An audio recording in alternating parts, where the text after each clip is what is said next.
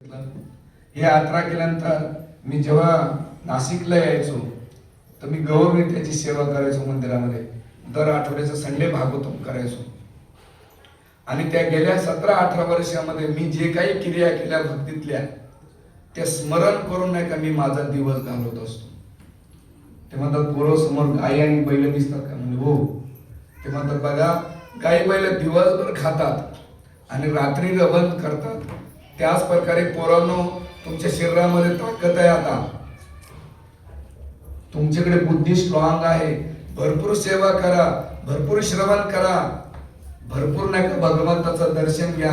गाई दिवसभर खाल्यानंतर रात्री रवंथ करतात. जेव्हा तुमच्या जीवनात एकांतक वेळ येईल तेव्हा तुम्ही जे खाल्लं तेच रवंथ करणार आहे. पोरांनो ते करा.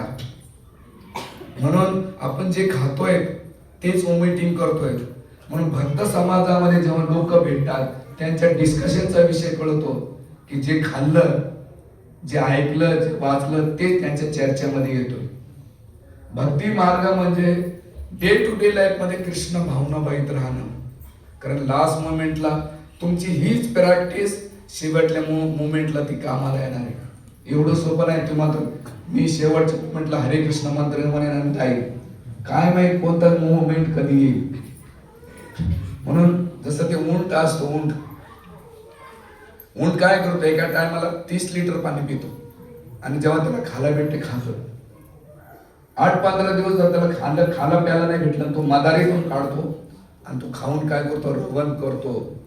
त्याच प्रकारे साधकांच्या जीवामध्ये शरीरामध्ये प्राण आहे, शक्ती चांगली आहे, बुद्धी चांगली आहे, तर तुम्ही श्रवण कीर्तन करत राहा. जेवढं तुम्ही श्रवण कीर्तन करता तर लास्ट मोमेंटला नाही का तुम्हाला भगवंताचं स्मरण येईल. तोपर्यंत येऊ शकत नाही.